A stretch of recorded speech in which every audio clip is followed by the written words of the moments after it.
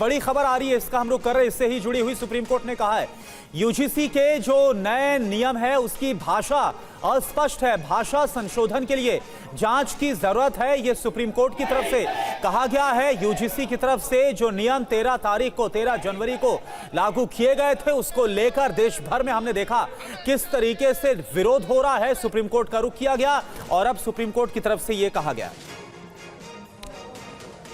और एक और बड़ी खबर आपको बता रहे हैं, यूजीसी के नए नियम पर सुप्रीम कोर्ट ने रोक लगा दी है। बहुत बड़ा निर्णय है ये सुप्रीम कोर्ट का, देश की सर्वोच्च अदालत का।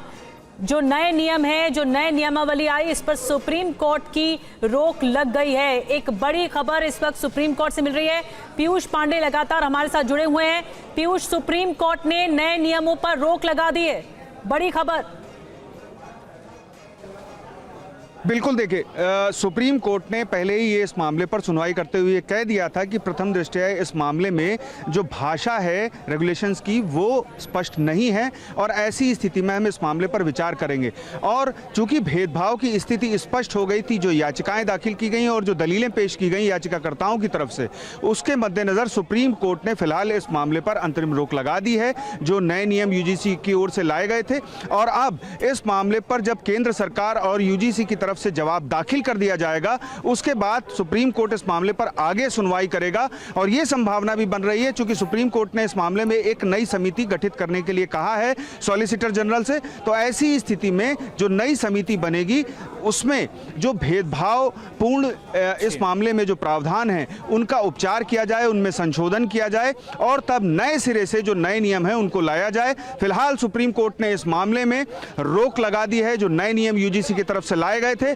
और लगातार देश में उसके खिलाफ विरोध प्रदर्शन बढ़ रहा था, सामान्य वर्ग की ओर से यह कहा जा रहा था कि यह भेदभाव किया जा रहा है और यही वजह थी कि सुप्रीम कोर्ट में तमाम याचिकाएं, 1 दर्जन से ज्यादा याचिकाएं सुप्रीम कोर्ट में अब तक दाखिल की जा चुकी थी। और अब इस मामले पर सुप्रीम कोर्ट ने उन नए नियमों पर रोक लगा दी है जो यूजीसी की तरफ से लाए गए थे और उनमें भेदभाव की तमाम आशंकाएं जताई जा रही थी और वो स्पष्ट भी हुआ है। जी ठीक है पीयूष, तो ये एक बड़ी खबर है क्योंकि जिस तरह से नया नियम जिसे लागू किया गया था उसमें ओबीसी वर्ग को भी जोड़ा गया था और उसके बाद विरोध और तेज हो गया था, लेकिन जो 2012 वाला नियम है वही लागू रहेगा।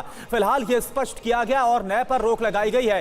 कमेटी बनाने के लिए कहा गया है, क्या इसको लेकर कुछ और जानकारी है पीयूष की? कब तक की कोई डेडलाइन, कोई समय सीमा दी गई है? देखिए, एसजी से ये कमेटी बनाने के लिए कहा गया है और अब जवाब के साथ वो जो कमेटी का फॉर्मेशन है, चूंकि उसमें जो इंटेलेक्चुअल्स हैं वो रहेंगे, जो शिक्षाविद हैं वो रहेंगे और सरकार की ओर से जो मेंबरान हैं वो रहेंगे और यूजीसी के मेंबर रहेंगे। तो ऐसी स्थिति में जब सरकार की ओर से जवाब दाखिल किया जाएगा तब ये स्थिति स्पष्ट होगी कि आखिर वो कमेटी किन पहलुओं पर विचार करेगी और जो सुप्रीम कोर्ट में केंद्र सरकार की ओर से जवाब दिया जाएगा और यूजीसी की तरफ से जो जवाब दिया जाएगा उसमें भी इन स्थितियों को स्पष्ट किया जाएगा कि आखिर जो नए नियम लाए गए उनमें किन आधारों पर विचार किया गया। चूंकि 2019 का सुप्रीम कोर्ट का ही फैसला था और उसके बाद ही यूजीसी ने ये नए नियम जारी किए थे।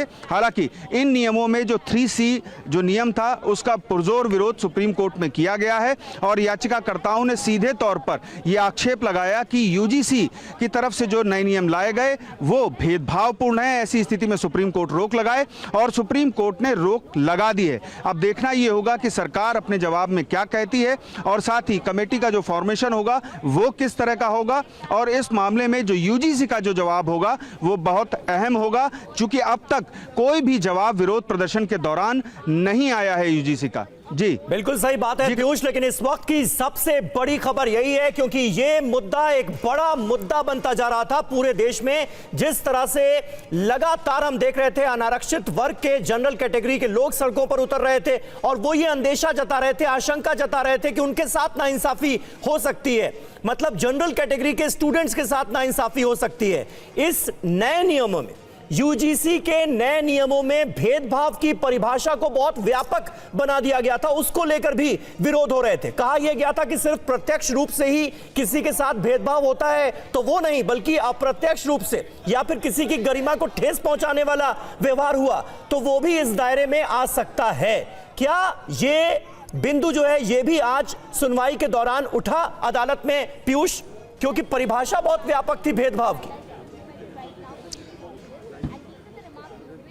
बिल्कुल, देखिए 3C के प्रावधान की जो परिभाषा थी उसको लेकर के वकील विष्णु शंकर जैन ने सबसे पहले ये दलील दी कि इसकी जो परिभाषा है और ये जो नियम है इसमें स्पष्ट तौर पर भेदभाव झलकता है। क्योंकि आप ये समझ सकते हैं कि अगर फर्जी कोई शिकायत होगी तो उसके खिलाफ कोई भी एक्शन जो था वो 2012 में पहले ये प्रावधान था और उस प्रावधान को ख़त्म कर दिया गया। यानी कि अगर फर्जी भी शिकायत है और सामान्य वर्ग के छात्र को किसी भी तरीके से फर्जी शिकायत से प्रताड़ित किया जा रहा है तो कोई उपचार नहीं था, और इसके अलावा जो उपचार थे पहले वो पूरी तरह से ख़त्म कर दिए गए।